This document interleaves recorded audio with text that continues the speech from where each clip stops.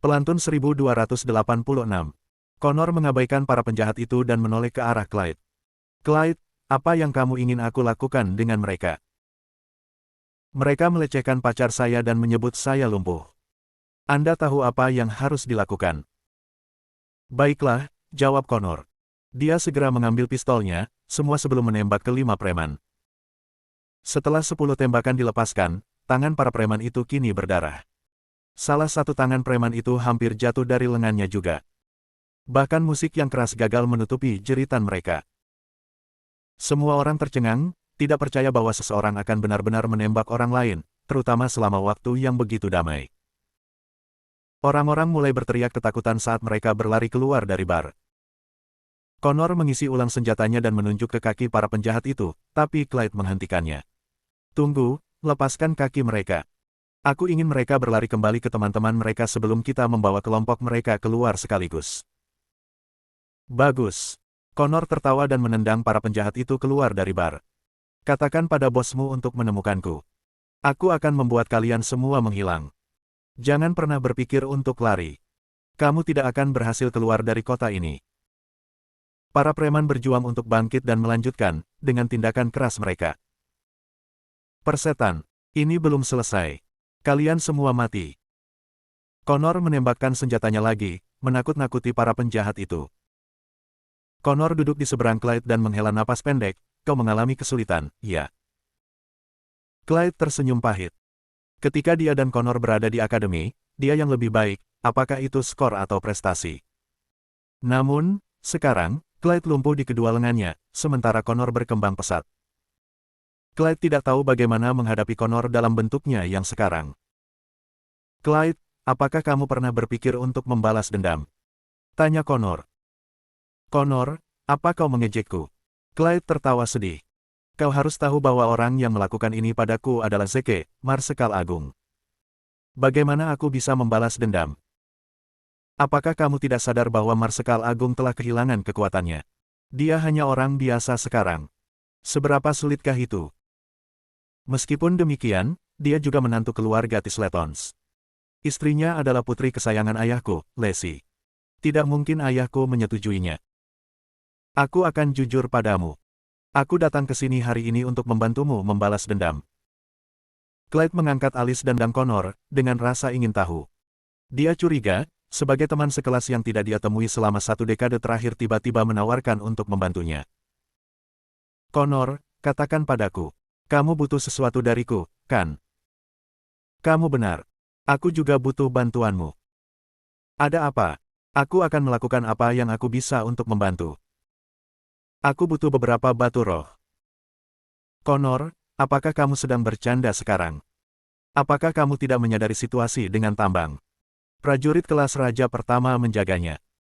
Apa yang membuatmu berpikir bahwa aku akan dapat mengambilnya kembali padahal kamu tidak bisa? Petik 2. Bab 1287. Connor tersenyum. Kamu terlalu rendah hati. Milikku adalah milik keluargamu sekarang. Seberapa sulit bagimu untuk mendapatkan sesuatu yang telah kamu miliki? Clyde bingung sekarang. Bahwa milikku adalah milik keluargaku. Kamu tidak boleh bercanda tentang hal seperti ini. Aku tidak bercanda. Kelas raja yang menjaga tambang. Itu ayahmu, Ares. Clyde segera mengangkat kepalanya. Apa kamu yakin? Kemungkinannya tinggi. 1.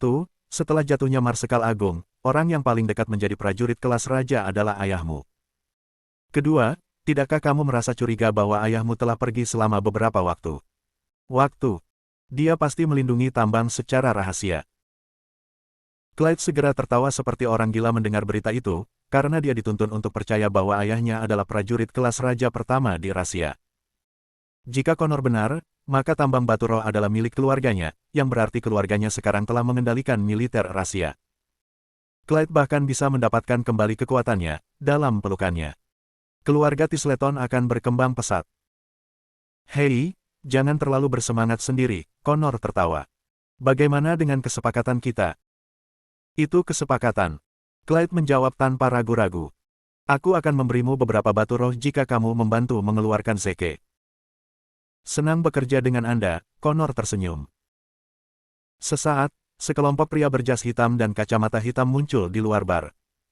Mereka semua membawa senjata tumpul di tangan mereka. Orang-orang ini adalah preman, yang baru saja diusir oleh Connor. Mereka dipimpin oleh seorang pria botak. Pemimpin preman melongo menatap pacar Clyde dengan cerutu di mulutnya dan tersenyum. Dia sangat imut. Aku akan membawanya. Sedangkan untuk kedua pria ini, pastikan mereka akan menyesal bermain-main dengan kita. Para penjahat itu bersorak dan hendak bergerak menuju Clyde dan Connor ketika Connor menghentikan mereka. Saya punya hadiah untuk semua orang. Mengapa kita tidak melihat hadiah apa yang saya dapatkan sebelum kita memulai ini? Connor kemudian menunjuk ke arah pintu. Semua preman melihat keluar bar, saat dua lampu sorot menyinari pintu. Lampunya sangat terang sehingga para preman harus menyipitkan mata. Hal berikutnya yang mereka dengar, adalah mesin yang dihidupkan, saat lampunya melaju ke arah mereka. Para preman dengan cepat bereaksi, ketika lampu datang dari mobil yang akan menabrak mereka. Mereka mencoba lari, tetapi sudah terlambat. Truk militer itu telah menghancurkan setidaknya 20 preman di bawahnya, hampir seketika. Sekelompok tentara bersenjata melompat turun dari truk, mengelilingi bar. Ini adalah latihan militer. Pemimpin pasukan mengumumkan. Para preman bisa merasakan hati mereka tenggelam. Latihan militer. Di tengah kota. Persetan. Kalian baru saja membunuh selusin orang. Beberapa preman segera menoleh untuk melihat Connor dan Clyde, berspekulasi bahwa mereka telah membawa militer. Setelah adegan dikendalikan oleh pasukan, pemimpin pasukan berlutut di depan Connor. Komandan Hitam, tim Firewall, melapor untuk bertugas. Perintah Anda, Tuan. Bunuh mereka, jawab Connor. Para penjahat itu merasa seolah-olah kepala mereka telah meledak ketika mereka mengenali pasukan itu sebagai salah satu dari 3 pasukan khusus teratas di Rahasia, tim Firewall. Bab 1288. Untuk kemalangan mereka, orang yang mereka coba bunuh adalah komandan tim Firewall. Para penjahat itu tidak percaya bahwa Connor benar-benar akan memanggil seluruh pasukan khusus untuk menangani beberapa gerombolan kecil-kecilan, seperti mereka. Pak, semua prajurit menjawab. Para preman mencoba memohon untuk hidup mereka, tetapi sebelum mereka bahkan bisa berbicara, tembakan bergema di seluruh bar. Sampai sekarang, semua preman sekarang terbaring dengan darah mereka sendiri. Connor dan Clyde keluar dari bar setelah itu. Clyde, izinkan anak buahku membawamu kembali. Terima kasih, Clyde mengangguk. Benar, satu hal lagi. Zeke harus memulihkan diri di ruang Cygnus sekarang. Ini bukan tempat di mana kamu bisa memaksa masuk. Kamu harus memikirkan cara untuk memancingnya keluar. Melakukan itu. Jangan khawatir, aku sudah merencanakan semuanya, Connor tersenyum. Kamu hanya perlu duduk tenang dan menunggu kabar baikku.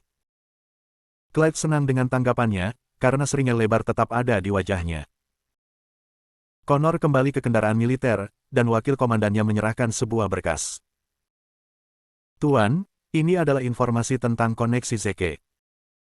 Connor mengambil file itu, sambil membaca semuanya dengan seksama. Beberapa menit segera berlalu, sementara Connor menunjuk nama Benjamin Castaneda dan memerintahkan, pindahkan orang ini ke Ateville. Benjamin adalah kakak laki-laki Dawn, yang bertugas di distrik militer Xinjiang Utara sebagai kolonel.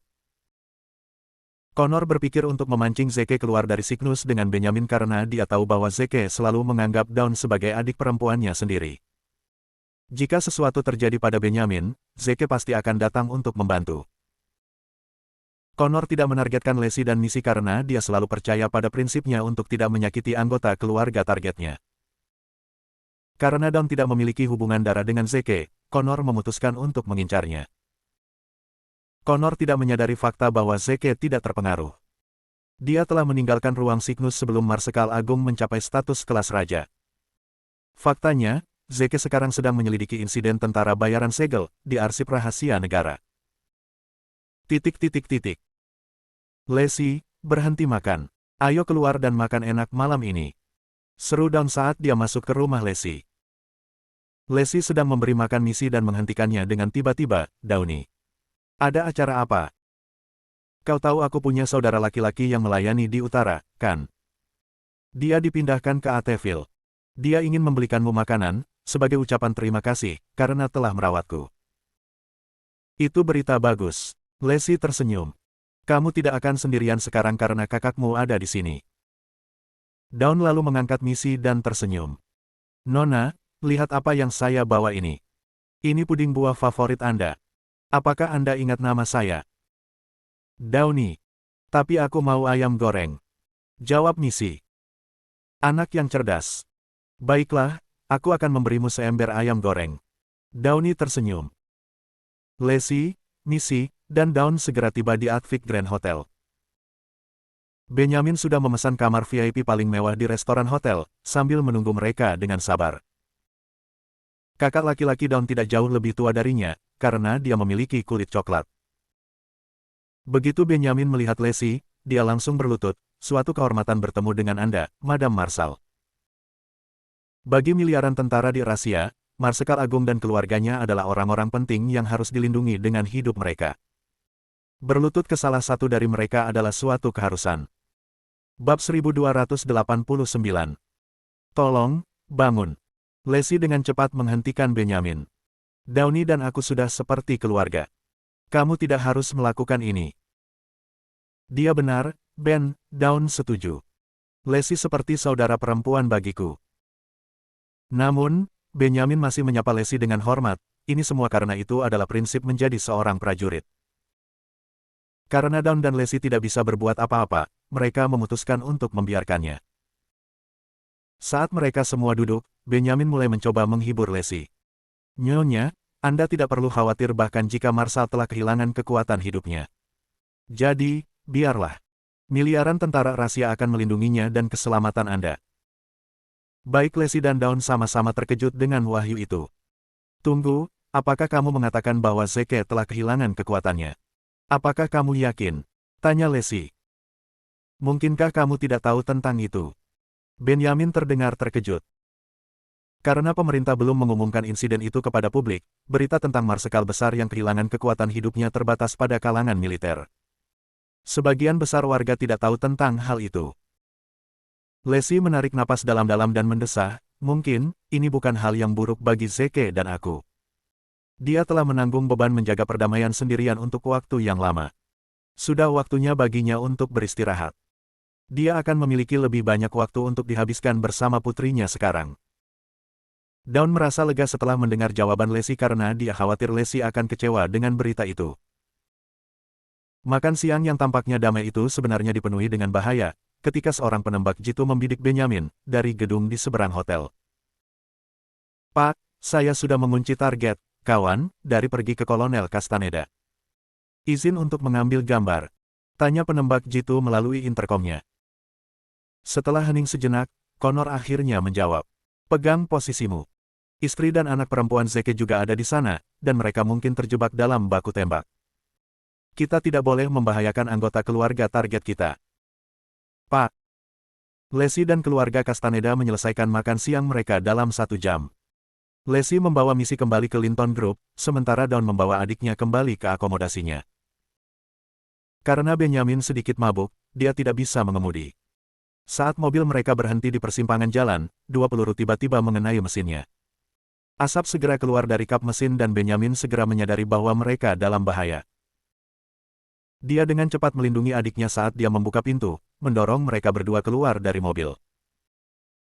Pengalaman Benjamin memberitahunya bahwa mereka harus menjauh dari mobil sejauh mungkin, jika mobil itu meledak. Dawn benar-benar ketakutan dan berteriak, Ben, apa yang terjadi? Menyadari bahwa mereka harus lari, Benjamin membuka penutup lubang gat di samping mereka, mendorong Dawn ke selokan. Tepat ketika Benjamin hendak melompat, sebuah peluru mengenai kakinya. Rasa sakit yang luar biasa membuatnya berteriak. Ben, Downy berteriak. Cepat dan turun ke sini. Benjamin mencoba maju selangkah, tetapi sebuah peluru mendarat tepat di depannya. Tidak punya pilihan lain, Benjamin mencoba merunduk ke gedung terdekat. Namun, peluru lain telah mendarat tepat di sampingnya, menyuruhnya untuk tidak bergerak. Orang-orang yang lewat sekarang semua berlindung di gedung-gedung. Jalan yang biasanya ramai kini kosong. Hanya Benjamin yang tetap di jalan, terbaring di lantai dan terengah-engah. Ben, tunggu. Aku akan segera menelepon Zeke. Dia akan datang dan menyelamatkanmu. Downy menangis.